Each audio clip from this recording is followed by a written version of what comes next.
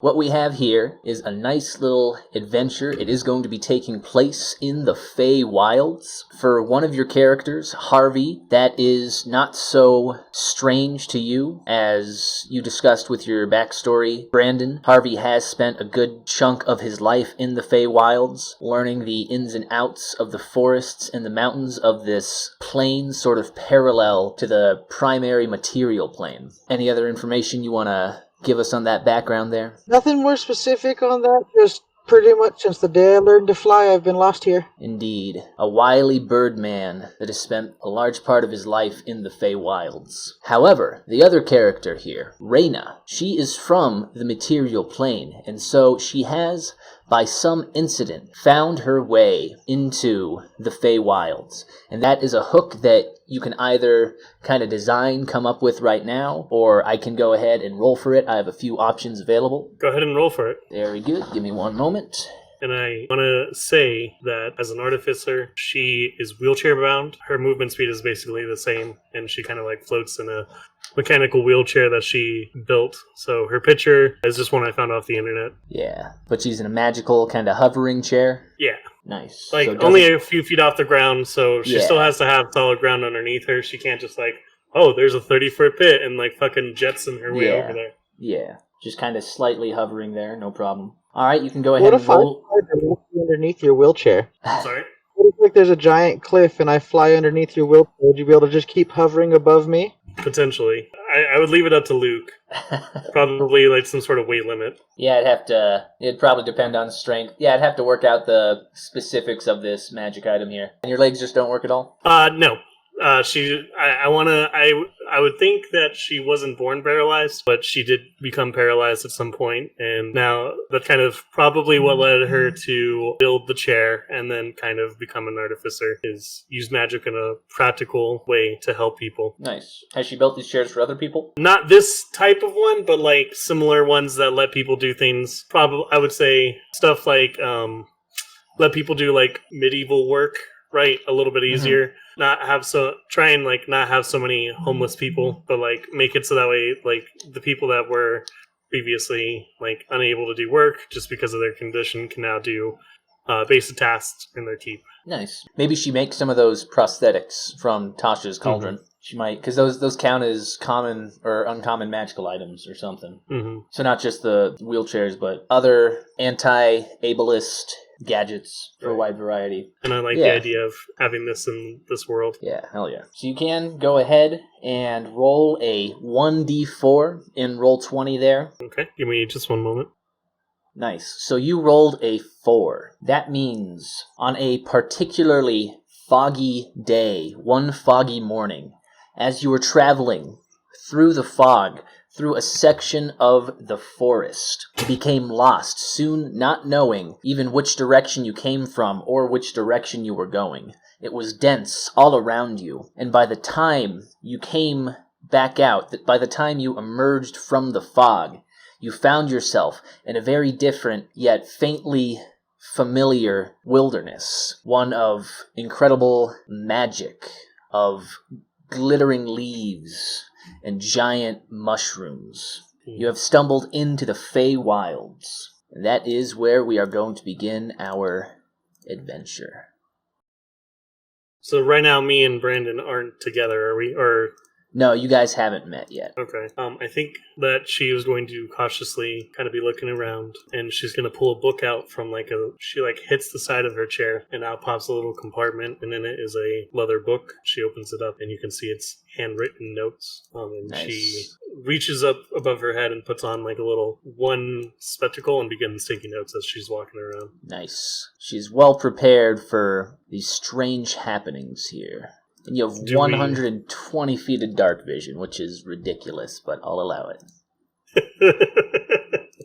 Harvey, you have spent a large portion of your life in the Feywilds, and you are drawn to this particular mountainside in the forest by strange ebbs and flows of magical energy here in the Feywilds. Energy you might not necessarily recognize, but you are here to investigate. So, Reyna went ahead and popped out the book She pulls out her spectacles. She's prepared to investigate her strange new surroundings. She may even, let's go ahead and make an initial Arcana check to see what her knowledge of the Feywilds are. Perfect.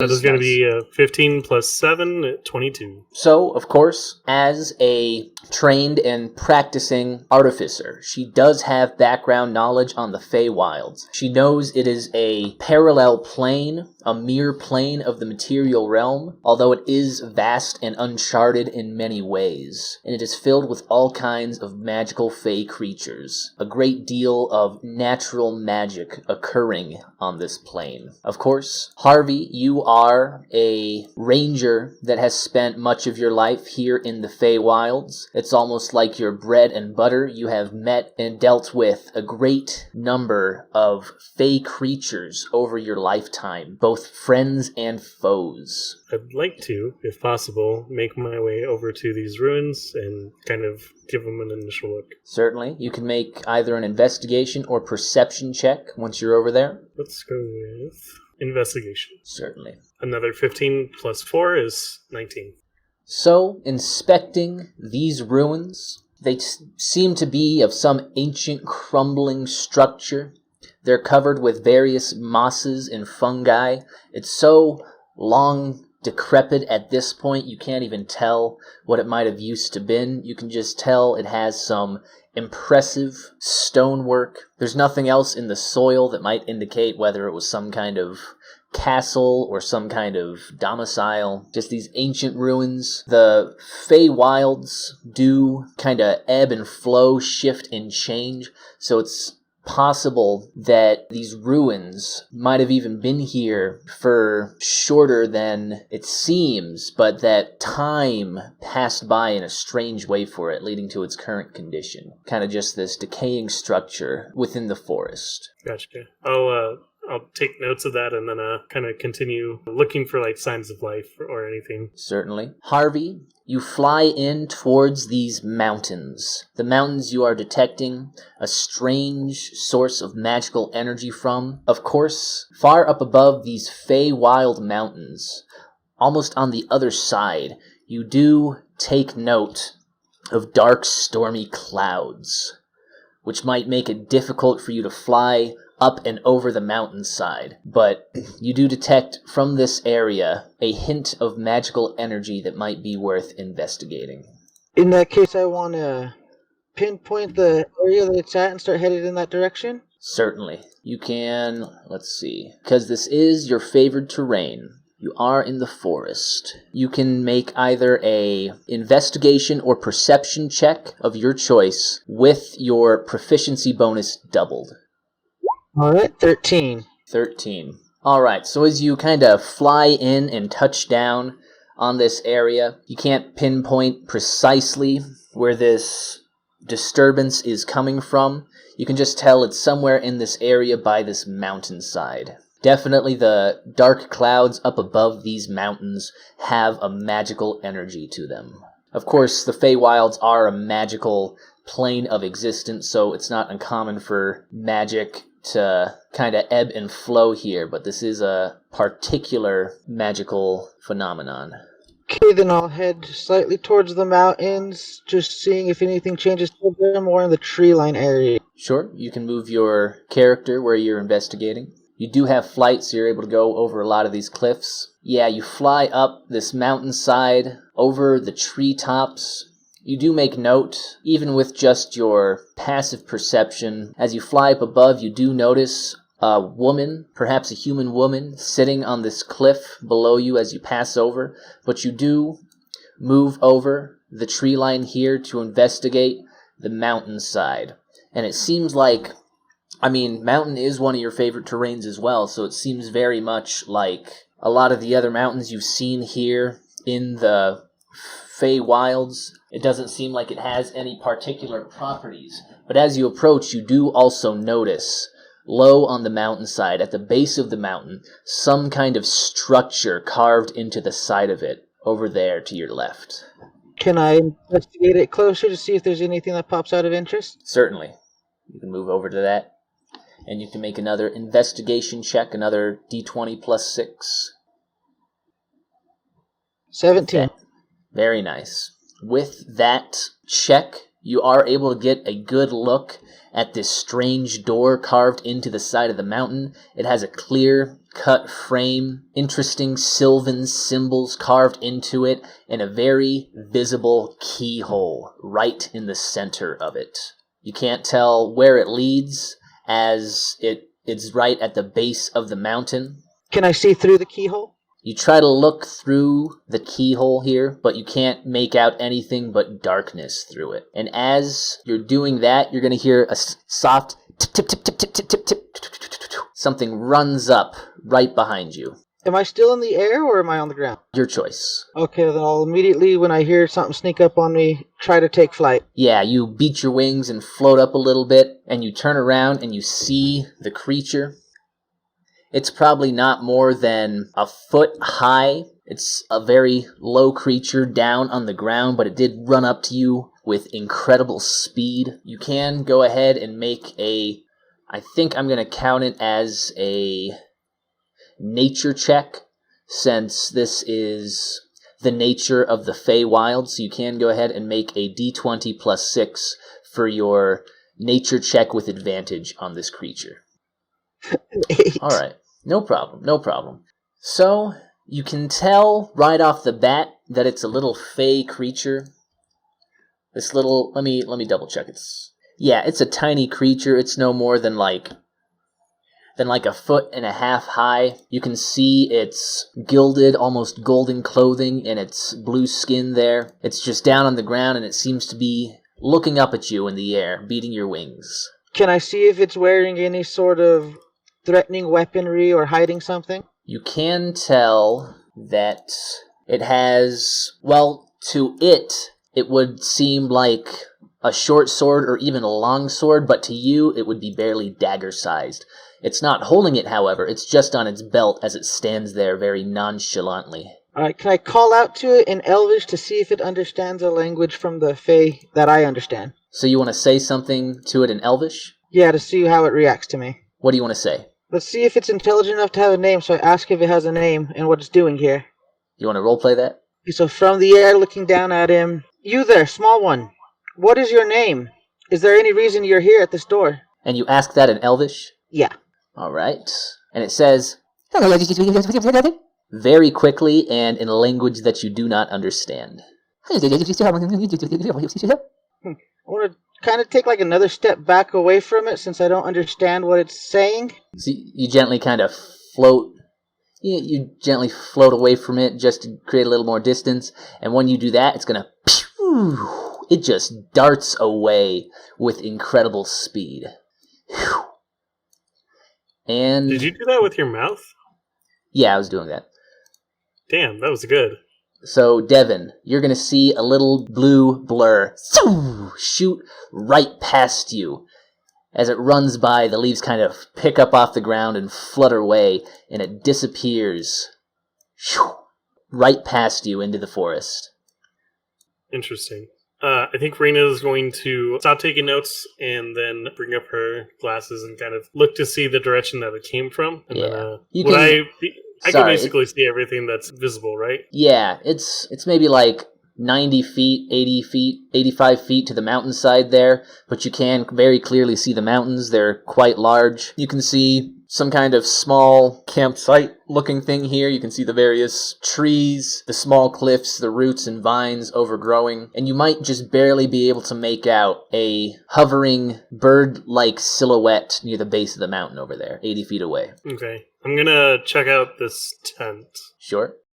You can just move up over around it. Perfect. So Reyna hovers over on her little magical floating wheelchair device, and there is a man standing in front of this tent. And as you approach, she kind of perks up and looks over at you. Oh, goodness. Someone else. My, what a busy day this has been. There's more people than just me. And then she brings out her book and begins writing. Indeed. I don't know quite how I got here myself.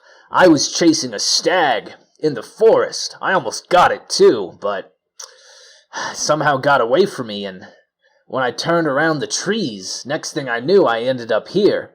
Really no choice but to set up camp until I can figure out a way home. That's fair. Good observation. What would your name be? And then she, points. Nice. My name is Gran. What would your name be, miss? Reyna Tinkerfoot. At your service. Or perhaps not that. We'll see. Anyway, how long have you been here? Well, And he gets kind of confused for a second and he scratches his head. I would say at least overnight. But I have the strangest feeling that time might not be just right wherever we are. So I'm going to make an assumption that Reyna dates these entries of hers. So what would be the most recent date besides the one that she just did? Or that she's been doing since she's got here? Good question. You can make one up. Yeah, I need a whole... I just want to see if we're doing some Back to the Future time travel stuff, or if it's just extra planar. I guess what I would like for her to do is that she's going to ask, hey, what day was it that you left? Or what was the date when you left and got here, and see if there's a huge discrepancy. Okay, so I'm going to say this I'm going to say the date. It's going to be in the American format. Mm-hmm. It's going to be 3///1404. So it's the 50th day of the third month of the year 1404. Okay. So then Reyna asks, so Gran, what day was it that you left and came here? Let's see. Okay. It would have been the 40th day of the second month of 1404. She kind of reels back as she's writing that down, because that's obviously a huge discrepancy. Yeah. I think there's about, let me count the days here. There's 53 days in each one of these months. The 5th and 6th months have 54 days, but all the other have 53 days. Is it a 365, or do they have longer days? It's 320 days in a year. Ah, okay. For this particular calendar that I just generated. But yeah, there's more, there's at least, that would be I think, 63-day difference. So she's reeling back as she does that, but she doesn't she doesn't try and hide that is obviously not okay. And she's like, oh, okay, well, thank you for your knowledge. Yeah, so have you just stayed here this whole time, and have you seen anyone else besides you and me? Well, yeah, a couple others have wandered through. They've wandered out into the woods. There was a friendly orc that caught a fish out of this pond here. A few hours ago, we shared a meal, and of course, and he points over in that direction, there's that woman over there, but I haven't quite had a conversation with her. Well, she doesn't seem very interested. I see. Well, Gran, and she puts her book away and sticks her hand out to give a handshake, but she doesn't quite know how to do that, and so she instead parts her fingers like Spock, but on a horizontal plane. And she looks at him expectantly. Oh, is that some kind of greeting? I was told that people shake hands when they meet, and she doesn't change anything about it. Oh, yes, like this. And he brings his hand up from under her palm and grabs it sideways and puts it in the regular handshake position. Perfect. It was good to meet you. Yes, likewise, Miss Reyna. I'm gonna continue investigating around here to see if I can't find a way back. And he looks out curiously back across the pond, and you do see little things like little insects moving across the surface. What are you trying to do after that creature darted off, Harvey? Kind of just push it to the back of my mind. I want to go back to the tree I was perched in earlier and observe the woman that I noticed.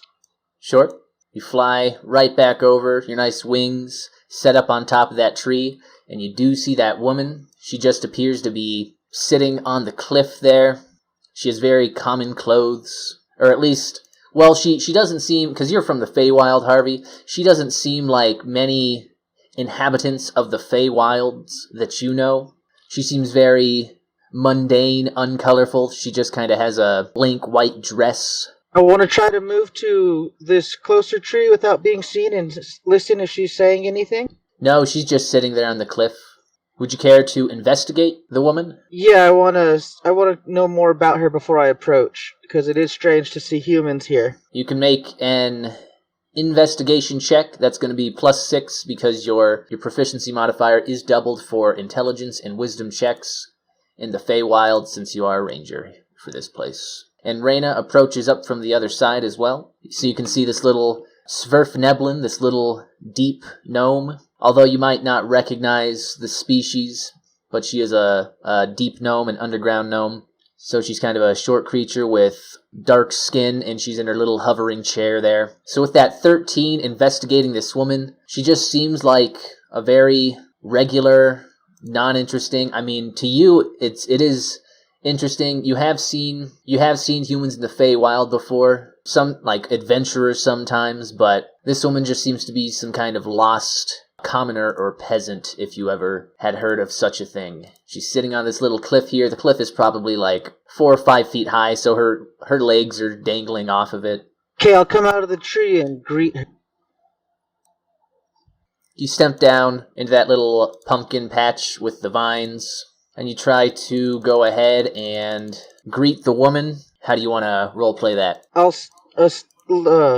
kind of a stammer, but just a direct hello. I was taught that from the elves. So you walk up and you say, hello there. What are you doing here? And she's going to turn her head kind of slightly and shyly, and she's going to look at you for a moment, but then she just turns back away. And you do see that she glances down for a moment at this gnome in the little hovering roost she has. She glances down at her, and then she looks off in the other direction, just kind of disinterested. I don't think would I see Harvey, like, with the cliff? Because he's, like, a bit back on it, isn't he? So you're mainly paying attention to this woman, and you maybe hear something up from over the cliff, but you can't quite make out what it is. Something runs up. Again. Yeah, it runs up, and it is right in view of both of you there. This little blue blur shoots right up, and it kind of stands there. This time I want to take flight again and be more cautious of it. I call back out to it and ask, what does it want? But this time in common. Sure. Yeah, Reyna. So you definitely see Harvey flap up over the cliff there. And Harvey, why don't you go ahead and roleplay what you say to that little creature? You there, small one. What are you doing here? What purpose do you have? Oh. And you can both go ahead and make perception checks. 8. Damn, perception's bad for Reyna. That is a fantastic roll there. Reyna, you have no idea what the creature just said, but Harvey, because you heard it speak before and you hear it speak now, you can tell that it responded in common. It's just talking like freakishly fast, and so it was hard to catch precisely what it just said, but it may very well have been a response to your question. I want to approach the mysterious blue figure and tell it to calm it. Sure, so what are you saying as you approach? Small one, you don't need to be in such a hurry. Calm yourself, speak slowly.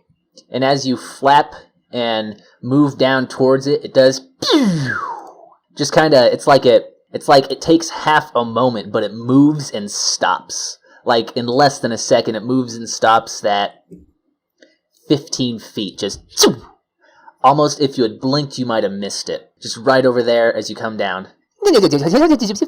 And you can go ahead and make another perception check to see if you caught what it said. You as well, Reyna. That one's going to be a 14. Nice. So you both can tell it was saying something in common, but you didn't quite catch what it was that time. Reyna is going to... Yeah, you see this Birdman had emerged now. And you heard it telling the small one not to be... So one of my things is magical tinkering. You can learn how to invest a spark of magic into mundane objects. I have to have tinkerer's tools or other artisanal's tools in hands.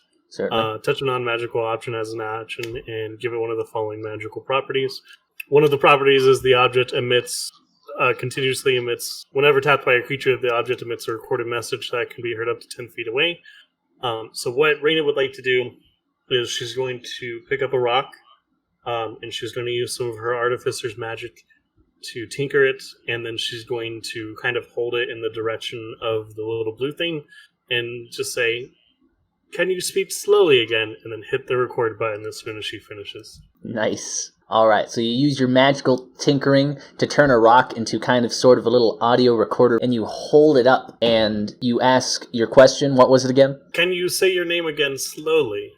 You tap the rock just as you do to replay it as slowly as you can, and it says something like, in a much lower voice, because you slowed it down so much. It's going to say, Marathon. That's a good name. And I turn to the bird and I say, "Well, at least we know its name." And I kind of playfully throw the rock up in the air and snatch it out of the air while smiling. Nice. Hell yeah. And what might your name be, feathered friend? I'm Harvey. What is your name? Reyna Tinkerfoot, mechanicalist extraordinaire. And then she'll flip the rock over to her other hand. Nice. You guys introduce yourselves there, but you do still have this creature named Marathon. It seems to be kind of intriguing. What brings you to these wilds, both of you? And then again, record. And you're able to play that back, and when you do, the low voice says, "Do you want to play tag?" I look up at Harvey. "I'm not from around here. Is that normal? Are you from here? Did you also just kind of get here?" I've grown up here, but this is weird even for what I've seen.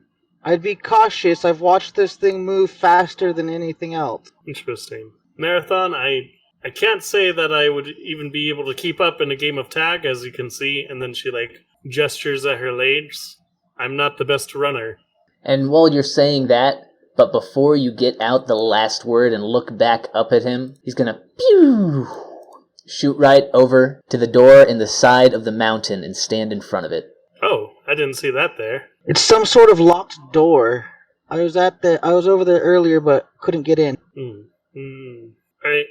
So, okay. Well, I spoke to Gran over there, and then she points to where Gran is.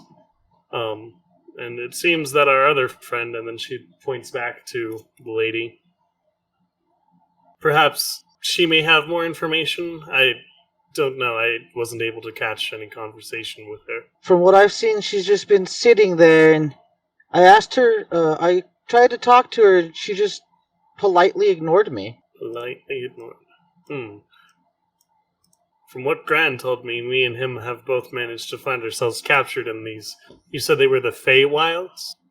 I've heard of the place, and this definitely matches all the book descriptions. But I've never been here myself.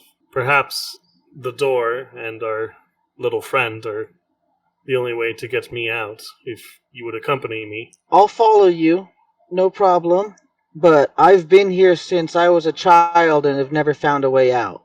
Well, that's not promising. Indeed. And then she finishes taking notes, puts her back up, and takes a quick glance at her notes.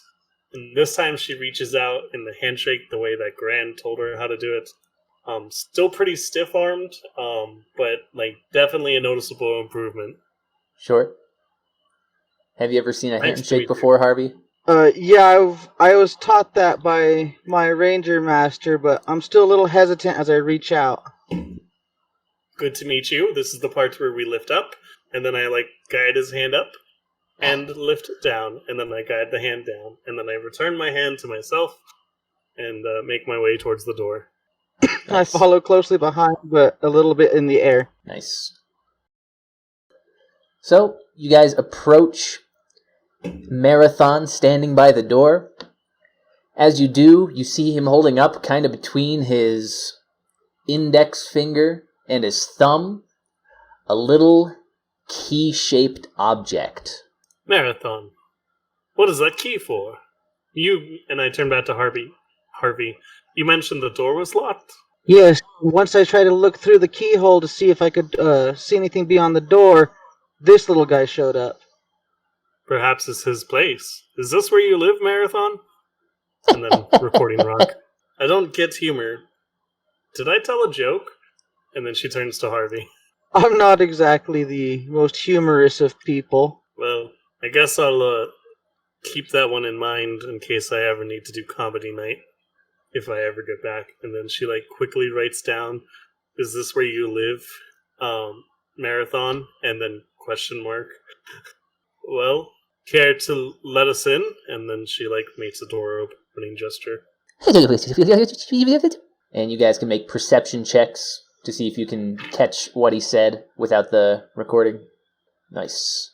19. That'll be a 19. You are able to catch what he says without the use of the rock. Harvey does not, however, but Reyna, you kind of pick out a few words there.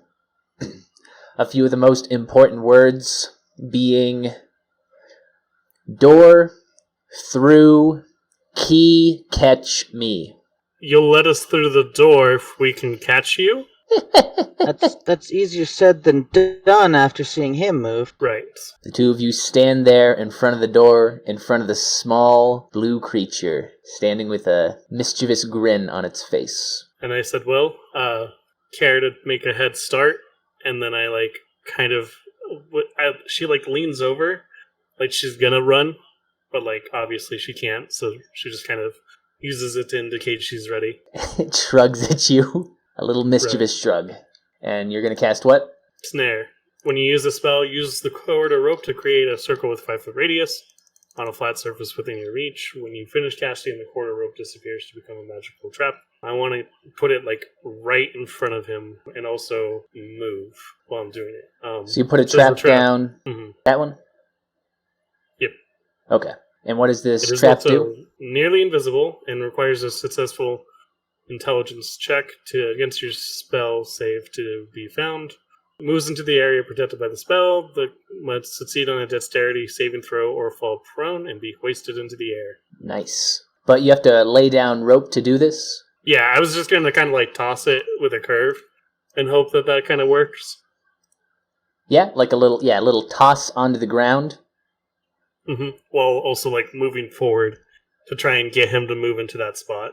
I see. So you're going to kind of move towards him as you throw this cord onto the ground, as you throw your rope onto the ground? Yeah, I'm gonna try and move this way, throw it this way, hope that he goes this way. So a lot of luck involved in that. Sure. So you move over here as you drop a little trap on this square as it turns invisible. Mm-hmm. And, Marathon is basically going to watch you throw it down. As you start moving, you throw it down, and by the time you're here, he's already running out this way, almost before it hits the ground. Damn. Don't step on that. It laughs. Well, that's all I had. Without saying a word, since I'm in the air, I want to try to take off and hide in the trees as fast as I can. Hopefully Marathon doesn't see that. You want to try, so you want to go hide in one of these trees without Marathon seeing you? Yeah, the one that I was perched in the first time when I was observing the lady. Alright, I guess you can go ahead and make a stealth check to see if you can do it without being seen. And of course it's a low roll. No problem. Well, he just managed to get a slightly higher than you. That was still a good check, good idea. You're able to fly up kind of at the same time that Reyna throws her trap down, and what it looks like is, as Reyna goes this way, as you fly up this way, all he does is, he runs right there. And he is kind of facing away from you, Harvey, so you're not entirely sure if he did or did not see you, because his attention seems to be focused on Reyna. This isn't even combat, so it's not like initiative or anything, it's free action. Okay.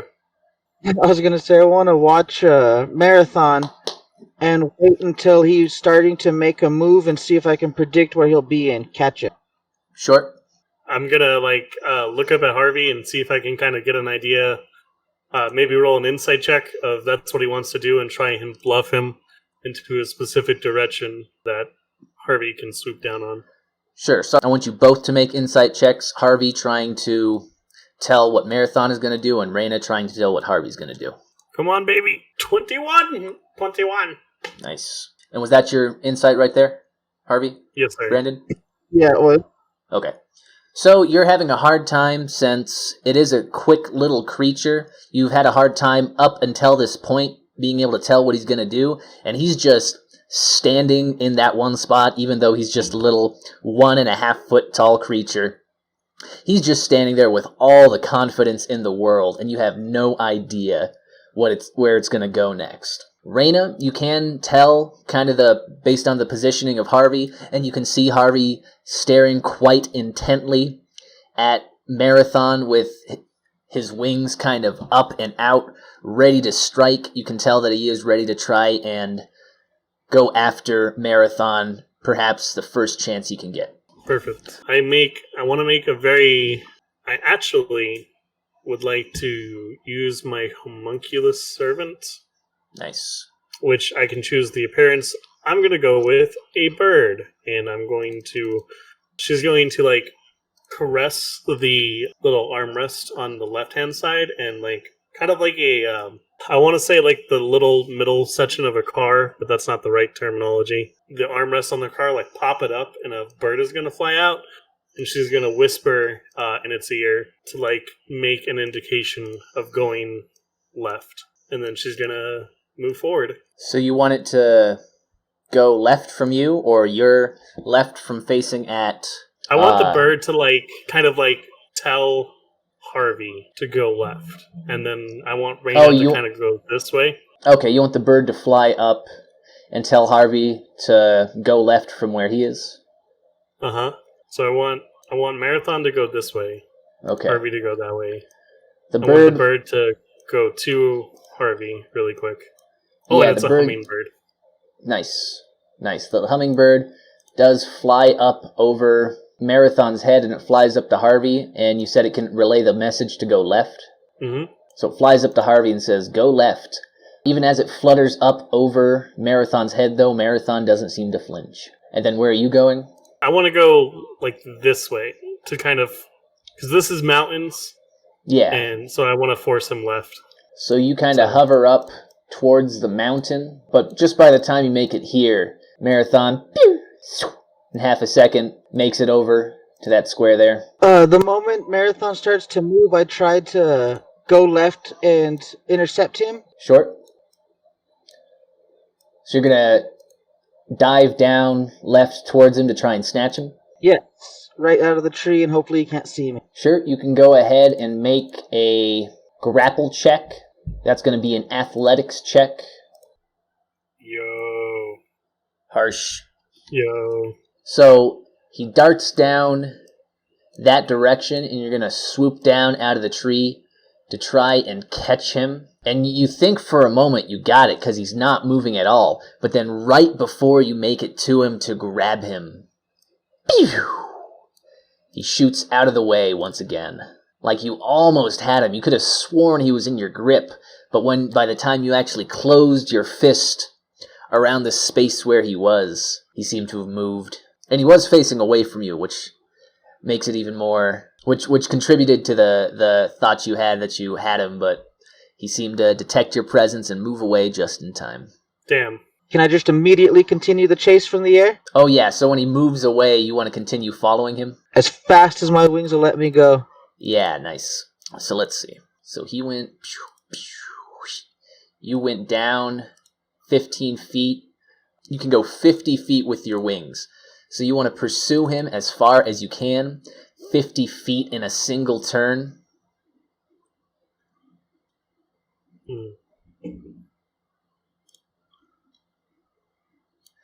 Yeah, nice.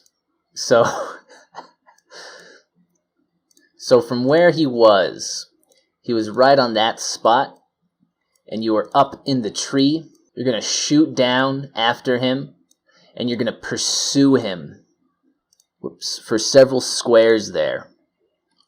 But even as you're flying after him full speed, he's going to seem to have a pretty big distance on you, facing away from you. You're not even able to catch up to him, and he just continues speeding away, and then he disappears into the forest.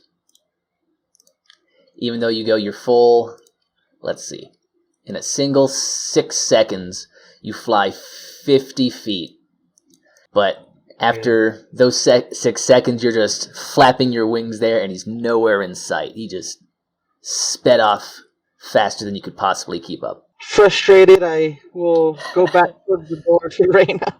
Hey. Go back to that tree, you said? The door. Okay. You can move your character. I was just kind of illustrating that. She's gonna, take a stick and, get the trap to spring itself.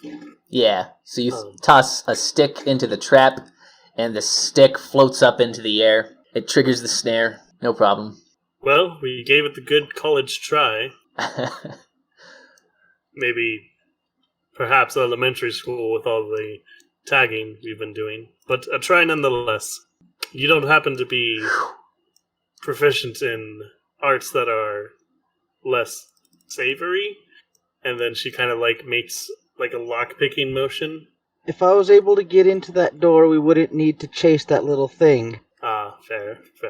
And Marathon returns from a completely different direction in the forest. Hello again, fast-footed friend. Perhaps tag is not the game that we should be playing, but instead one of a different kind. And then she holds out the rock to see what he says. You record the message and you play it back. And sorry, he has been speaking in common. But you play back that message and he says, well, if we're not playing tag, I wouldn't have much of an advantage, would I? No, but perhaps you having an advantage, well, I don't know. She just kind of holds out the rock. You have fast wings, Birdman, but not as fast as me. I'm sure I could figure out a way to catch you. And if you play that back, it's a ha, ha, ha, ha, ha. Just a laugh. A very candid laugh. Little mischievous creature. I turn to Reyna and tell her I have an idea to stay beside me and don't move forward. Okay. So Marathon, after all that running, are you thirsty? He tilts his head just a little bit. Because I got some water if you want to keep playing. We gotta stay hydrated to keep it fair, right? With that one, he basically said, there's lots of places to get a drink in the forest. Yeah, but I have something to drink right here. Nice, clean, fresh water, and I hold out my decanter. Can I, bluff? Sure. But when Harvey says that, Marathon, you're gonna have to try better than that. I quickly just shout geyser while pointing it towards him. Oh my. What does that do? It allows my decanter of endless water to produce a geyser 30 feet long and 1 foot wide. Nice. Let me see. What if Harvey just said geyser and then he did that plastic water bottle trick where he just fucking squeezed it? But it was his attack. Geyser! Nice. Okay. Yeah, so it's going to have to make a strength saving throw. Let's see. Oh, shoot. Yeah, so you shoot out a big old plume of water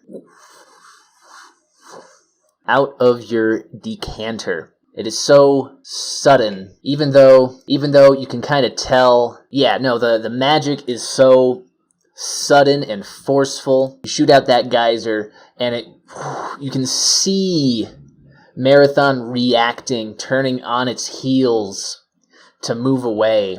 But the geyser definitely impacts it, and it does not have the strength to withstand the force of the blast. It takes 4 points of damage, and it falls prone on the ground, on its back, in a heavy, there's a puddle of water now, just along the ground, and it's drenched, and it's lets out little coughs, and you can see it's completely drenched now, as it's sitting there. Get it? Fly. Immediately as it hits as he starts to fall, I take off towards it as fast as I can go, grab him, and take to the air. Yeah, nice. Go ahead and make a grapple check. Advantage, yeah? Yes, actually, you will get advantage. Okay, so it's going to be that 12. I thought... Rough. So I'm going to see what it rolls here. Plus, people like Marathon have a natural fear of birds. being, Oh, shoot. worm-sized. Dang. Sure. I'm teasing. Of course. He'll have a fear of birds after this. Not to be bird racist. He's gonna have BTSD, bird traumatic stress disorder. All I really needed was to knock him down or add some weight to his clothes, Yeah, and well, you did get that advantage because you did knock him prone. You just unfortunately didn't roll great on that. So he's going to be able to roll his contested check. So even though he is drenched and you swoop over to try and pick him up off the ground, he's going to be able to do like a little roll out of the way until he's back up on his feet. And he's going to shoot back a little bit. And he's going to be like letting out his little wet coughs. He says something kind of angrily but very fast that Reyna wasn't quite prepared for. So if you did want to see what that is, you'd have to make a perception check. Yep. 9. And if you want to know, Harvey, but if you don't. Okay, it sounds like he's just kind of cursing you a bit. Like he didn't like that so much. Again? Say again? Do I still have movement to continue the pursuit like last time again? Yeah, you can go up to 50 feet if you want to continue chasing him. I'm going to run him out of breath. Just go. Short? Do you still want me to not keep moving? As I'm going out to Reyna, you can do whatever you can to help. So you make it about right here, but just like last time, as you try to chase him down, kind of brute force, you chase him down as far as your wings will go in a single turn, but he just disappears into the forest once again. Possibly even air drying himself. With the speed? Yeah. Alright. Did you see that? This man approaches and asks. Yes. Hey again, Gran. Ah, Miss Reyna. It's good to see you again. It's been a while. Has it? It's only been a few moments, according to my... And then she's gonna pull out her watch. Is it doing like a Alice in Wonderland, like, clock just keeps spinning round and round and round?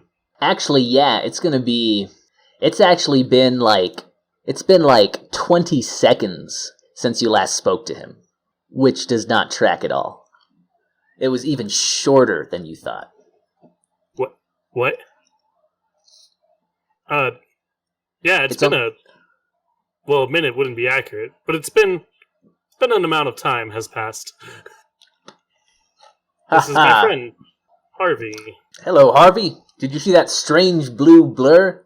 Or, sorry, did you want to continue? Well, I mean, Marathon basically got out of sight with the distance he was able to create between you. He jumped over a bush and back behind a tree, and even if you caught up around that tree, there would have been no way you would have been able to tell where he went from there. No, once he got out of sight, I stopped again. Yeah. But Gran does come over and greets you friendly-wise. Still a little frustrated, but friendly. I introduce myself as Harvey while staring off in the direction that Marathon ran. Good to meet you, Harvey.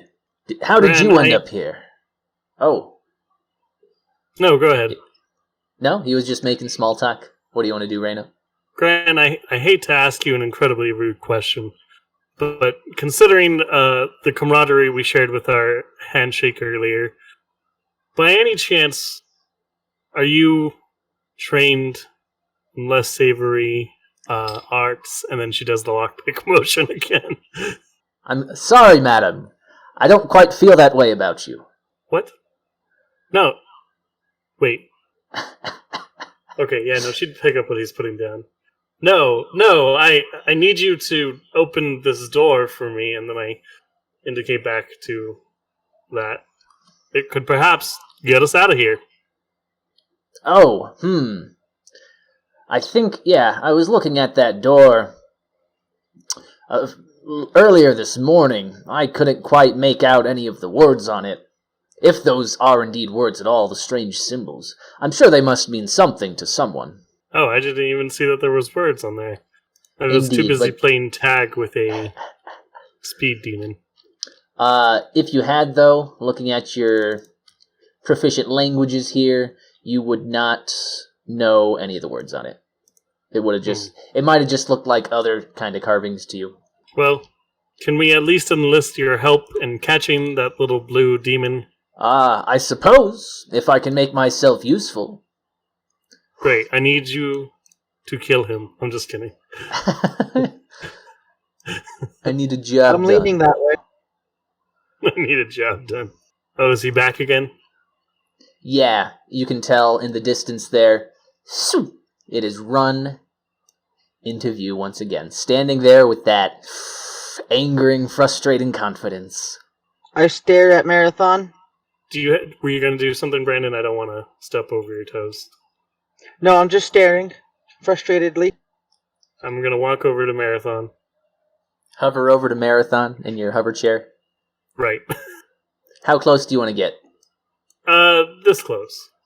Alright, you can make it within that 10 feet without him darting away, but he's watching you. I'm gonna whistle, and then Just like nonchalantly. my hummingbird to come join me. Oh, I see. Right. That does fly out of the treetops, which is where it was hanging out before. And I have it perch on my hand, and she's gonna hold it out, and I want to roll a persuasion check.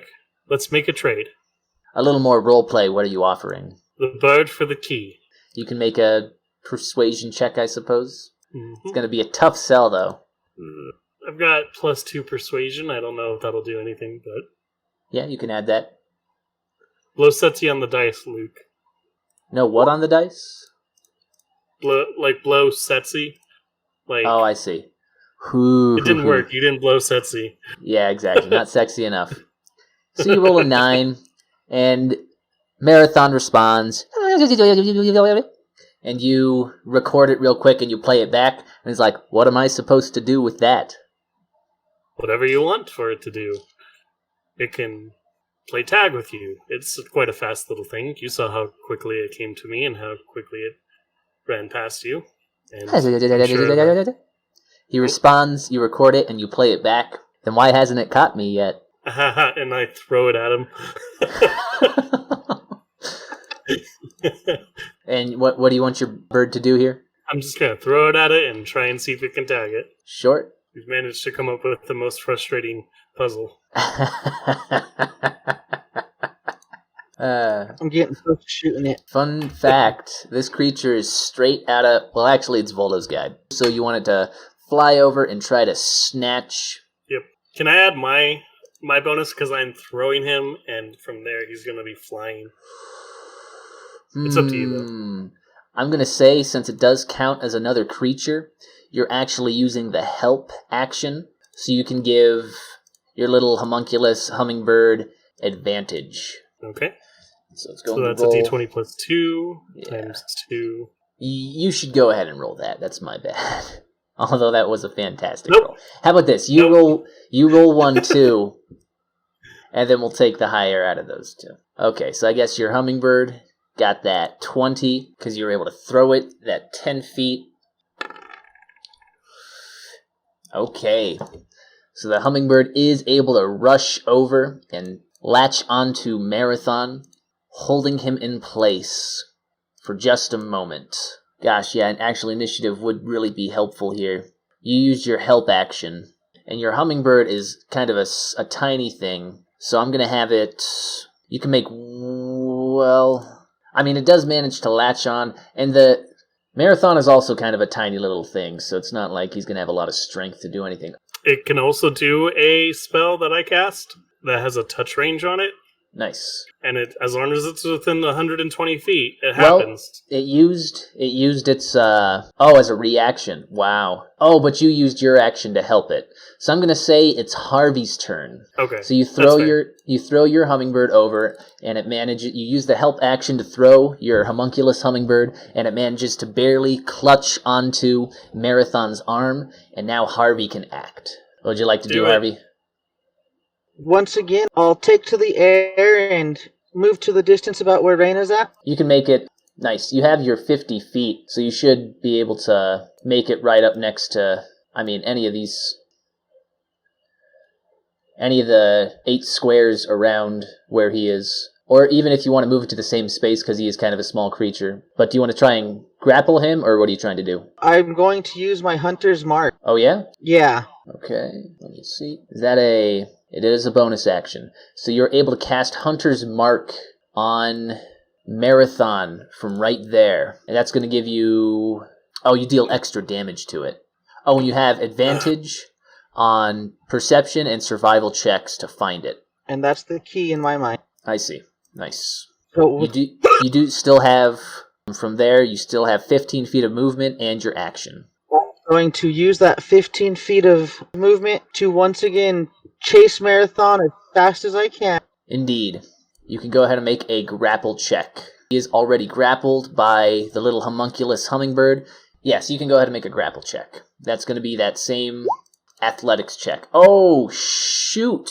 That is a natural 20. Hell yeah.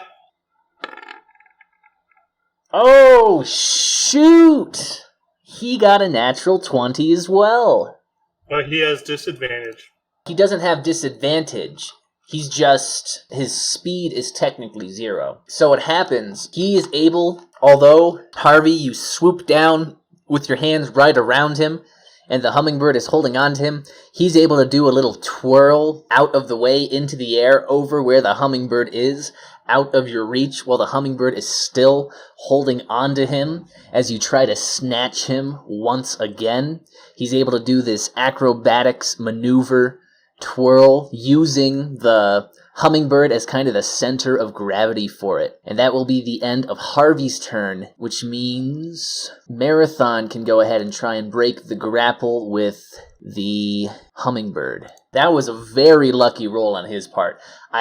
That's why you always gotta roll, no matter what, because sometimes it is a critical success. So even though he's in this specific situation that gives him a hard time, because he can't run away right now, because he is attached to the bird still for a moment. But he is going to be able to make...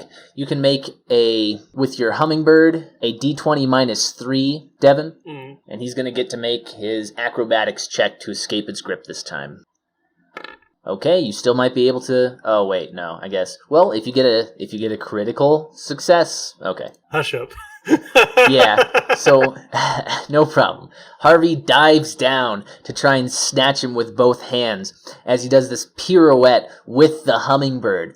The hummingbird tries as hard as it can to keep its grip, but being turned around like that with its little hummingbird feet, it's just not strong enough to keep a grip. So its talons release as Marathon does a little flip back, little miniature superhero landing on the square just out of range there, just one step away, and he's actually gonna shoot this way past you guys, and you can both use your attacks of opportunity to try and grab him again with another grapple, or you can make a normal attack if you would like to, but it's up to you guys. I'll go for a grapple. You can both make those grapples. Is that with strength or? Well, strength is it's always athletics when you're trying to grab.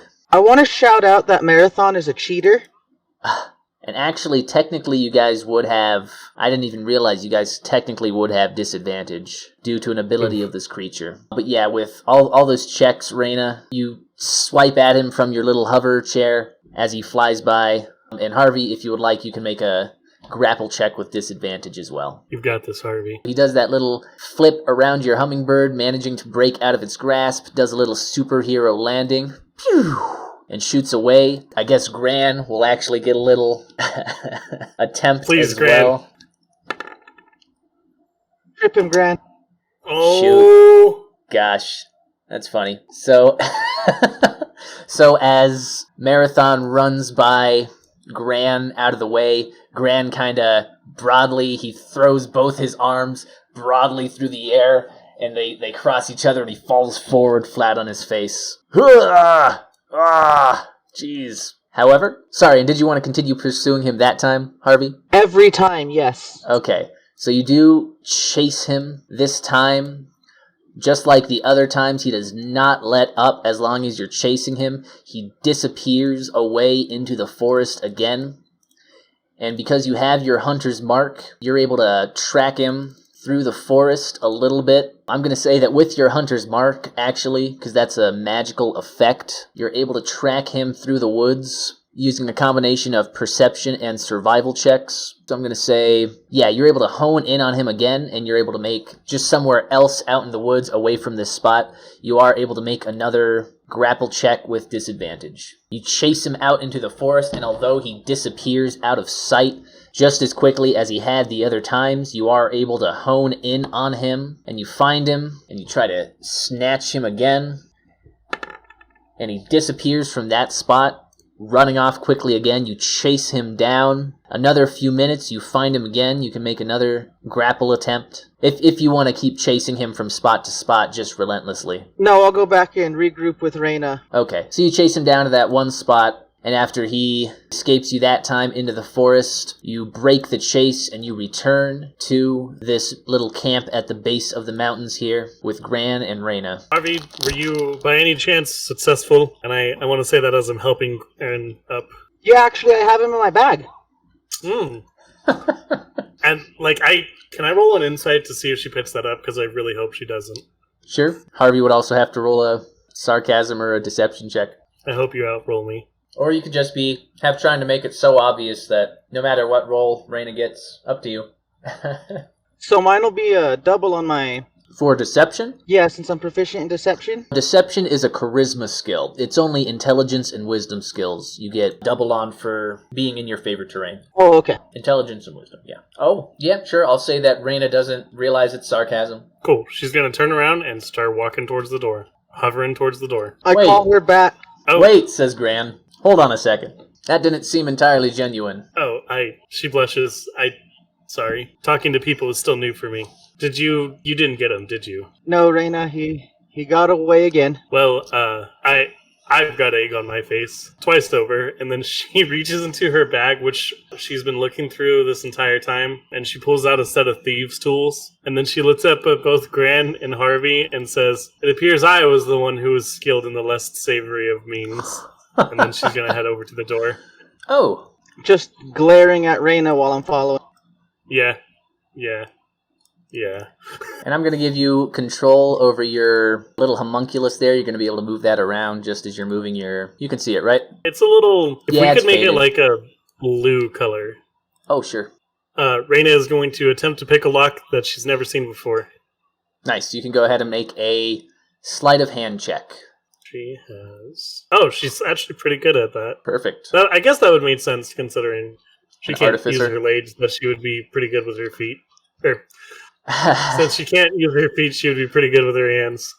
Don't take that out of context. Oh! Nice.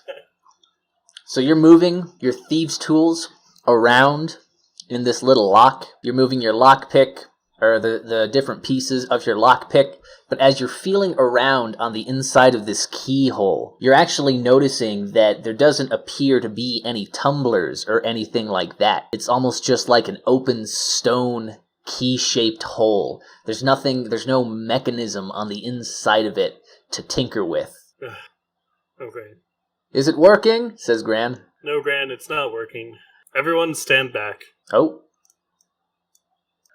And she's gonna hit the side of her thing, and then, kind of in a swinging motion, it's gonna come out. And she's gonna use her Eldritch Cannon on this fucking door. Nice. What's that gonna do? It's gonna shoot. Nice. How much? I can use a Force Ballista, make a ranged spell attack originating from the Grant, and one creature within 120 feet. On a hit, the target takes 2d force damage, and if the target is a creature, it is pushed up to 5 feet away from the cannon. Ranged spell attack, so that's +7. Let's go. I'm Mario. 13. So popping out of the side of your little hovercraft, you fire a ball of magical force at the wall, and you do connect with it. You can go ahead and roll that force damage. 10. So it strikes against this door, and it causes the whole thing to kind of tremor. It kicks up a lot of dirt and dust, And as that kind of clears, the door seems relatively unharmed. She throws her hands up in exasperation. It's at least 10 feet wide, and it's at least 10 feet tall. So it's a giant stone door on the side of this mountain, at the base of this mountain. Kind of like if you would imagine in the Fellowship of the Ring, when they're trying to enter Moria, it's like a big magical stone door like that. Right. Okay. She returns back to Harvey and Gran. I apologize for having to resort to my baser instincts, but I'm getting pretty tired of this. Reyna, Gran, can you guys refresh me on the rules of tag? I didn't have children friends. Because if I remember correctly, all we have to do is make contact, correct? Ah. That key should be your birds by now. And then, I guess we'll look for Marathon. He's standing over there. Come closer, Marathon. I promise not to reach out or hurt you again. Yeah, he runs over and he tosses his key into the air and he grabs it. We tagged you with the bird. He does a little laugh. You record the message and you play it back and he's like, I guess you're right about that. The key, then. He says, and you record it and you play it back. You guys are pretty funny, especially the Birdman and how he keeps chasing me down. But I guess your bird did technically catch me. Ha! And he throws the key down on the ground in front of Harvey. I quickly grab the key while never taking my eye off of Marathon. Yeah, you're able to pick it up, no problem. And he just turns around and shoots back into the forest, just like the other times. You did it, Harvey. The hummingbird did it. 2 birds and 1 gnome.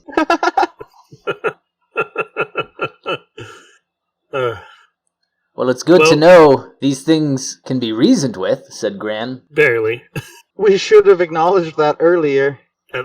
It seems these things are more playful than harmful, but perhaps exhausting if nothing else. Exhausting indeed. But we should go open that door. So what do you think that key goes to? Asks Gran. The hole. The giant door over here. He looks back over at the door and is like, oh, wow. How long has that been there? Gran, never change. And Reyna, if you want to check your watch again. Mm-hmm. I will do that. You pull it out and you look at it. It is now, give me 1 second. It's actually been a couple of hours since you last checked. She just makes that noise as she moves over to the door. I'll follow her. Should I come with you?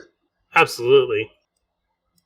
Do you know any sort of combat? I'm not bad with a bow. He does have his hunter's longbow over his shoulder. What about you, Reyna? Is long range all you have too? Yes. What about you? What do you do? I shoot stuff with pointy sticks. Perfect. Well, if anything, as long as we try and avoid needing to have to exert ourselves physically, as we have before, I can't imagine that the 3 of us will have any trouble. Well, I feel if he wants to come, he can. Luke, you can't see me, but I'm looking you straight in the eye. Are you telling me that Gran, this fucking beefcake, is only good with his bow? And He's not those hunter. fucking thick muscles that he's got going? He's a hunter, not an adventurer. He's a beefcake, that's what he is. It's just for Should we wrestling go? Stags. I was just gonna say, should we go and check on the lady at the cliffside? Yeah, Ooh. that's a good idea. Oh, Gran, you himbo of a man. And I just... I'll try and quickly persuade her. How are you going to roleplay that? Do you want out of here? You say that. Talking. Yeah, she doesn't. She doesn't really look up at you or anything, even as you ask. Been here a while, I take it. She doesn't make eye contact or anything. She just glances around the forest. I'll try just saying things like hello in common, in Elvish, in Gnomish, and Undercommon, and see if she perhaps doesn't know my language. She looks at you as you cycle through the language, and she kind of crinkles her eyebrow and kind of what is this guy doing? All right. And then she Have it just your goes, way. or what's this lady doing? And then she just goes back to looking around the woods. And then I return back to my compatriots. I did my best. I think I'm gonna go try. Something tells me maybe you didn't. So I want to turn to the lady and ask her and start asking her if she knows anything about the door. She just looks at you briefly, and then she glances away. All right, then. Well, if you want to come with us, I have a way to open that door, and we're about to go through it. And I walk away after saying that. Short. Oh, right. She just hasn't responded much from what I've seen. Strange woman, but I've met stranger folk. Well, we're not in the business of forcing people to do things they don't want to, so she wants to stay. Sounds good to me. How are we going to get through this door? Gran asks. Gran, do you remember that little tiny quick thing we were chasing? Oh, right. Right, the key, of course. That creature gave us the key. Right, and now we're going to put that key into the door's keyhole. Excellent idea. Do you want to do it, Grant? I don't have the key. I can give it to you. If you would like me to do it, I suppose. All right, go right ahead. Open the door for us. So you hand the key to Gran? Yes, I did. All right. He slips it into the keyhole, and it kind of sinks in all the way, even the ring part of it. And there's a gentle blue glow out of the keyhole as very slowly the entire door and the mountain behind it begins to dissolve. Oh. Until there's a big open path straight ahead behind it. Well, okay then. I wasn't expecting the door to just open. And you were criticizing Gran for not knowing how doors work. And I Wait. walked my way in. We didn't want the door to open. I was expecting it to be a little more complicated. Interesting. And you head through this direction now? The narrow passage through the mountain? Mm-hmm. Very good. Does get darker as you travel. As Harvey noted before, there are dense, dark clouds high above the mountain, and you're heading straight into that. The passage does open up a little bit, but things do become a little darker here. Can I check the clouds one more time before we lose sight of them? You're actually heading further into them, so you're going to have a great view of them. You're going to get a greater view of them, actually, as you move closer in. And so, after a bit of walking, you do make it to kind of this next area. You can hear the sound of flowing water, as well as various insects moving about in the distance. And you all kind of move up ahead, but as you do that, you do hear footsteps behind you. Walking up the same way that you all came is that woman who is sitting on the cliff. Oh, okay. I had a feeling she would come if we opened the door. And she looks at you. What is your name? And then a big grin spreads across her face. Her name is Combat. And then pulls out a gun. Just kidding. She laughs softly. Okay. The laughing continues and it gets a little more intense. I cautiously advise Reyna to not try her best to talk to her at the moment.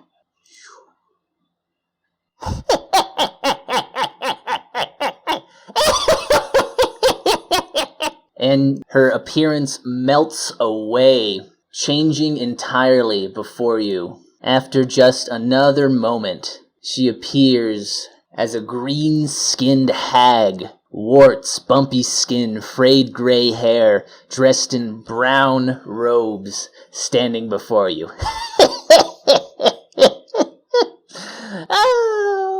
Oh, welcome. Are you having a good time? God damn it. Harvey, I want you to know the door closed behind us. Yeah, as you glance back around, the passage you moved through the mountain to get here seems to have been sealed up by a solid mountainside once again. Okay, Reyna, I want you to know this is going to be incredibly hard for someone who can't see in the dark to hold a torch and shoot a bow. Careful, she says. She continues moving forward, and she looks into the trees. She looks at the plants facing away from you. I'm not going to hurt you. Not yet. Oh, you see, this is my home. I've lived here for quite a while. I know all the ins and outs. It's been a while since someone was able to get past the quickling. Not the most impressive display, but, well, you made it through. Up above you, the sky is dark and cloudy, stormy. You can't see any sun whatsoever. This is my grotto here. That's my house, right across the water. And you can see at least, well, Harvey, it's kind of darkness all around you, of course, because you only have about that 40 feet of light. And you can see some light far off in the woods, some light sources. But for the most part, you can only see your immediate surroundings with the hag here. You can just barely make out, I think, the edge of the water. But that water doesn't appear to be shallow. It is gently flowing from left to right, but it does appear to be fairly shallow. Reyna, you can see kind of the dim outline of a house in the distance across the water. So, here's what I'm going to do. I'm gonna give you some time to putter around. You can't see it right now, but the sun is just coming up. I'm going to say you have until sundown, and if you haven't managed to make it out of here by then, she continues moving away, I'm going to eat all three of you. And she continues moving away. She steps into the water. You hear her gentle steps. And if you just continue sitting there in awe, she's out of Harvey's sight at this point, but Reyna, you're going to see her move up the steps on the front of her house, very slowly, very confidently, until she makes it to her door, moves inside, and you're both going to see, at this point, you will both see the lights turn on in the windows there. Well, let's take care of your torch problem, and Reyna's gonna... one of the things that she can do with magical tinkering is the object shines bright light in a 5-foot radius and dim light for an additional 5 feet. She's going to tap on her little bird and add that little ability to it to serve as our torch. Would that work? I guess it is a construct, technically. Okay. Harvey with torches should still be able to see. I mean, it'll be 20 feet of bright light and 20 feet of dim light, so your bird won't make that much of a difference considering that. But I will make it give off that 5 feet of light and allow you to maneuver it around as such. Oh, that's perfect. My thoughts are like, let's say, I don't know, I can't control Gran, but let's say that there is like something over here. So, as far as you know, she went ahead and moved over to her little hut. And you can see, definitely Reyna, you can see smoke coming out of the top now, out of a little chimney. Harvey. Yes?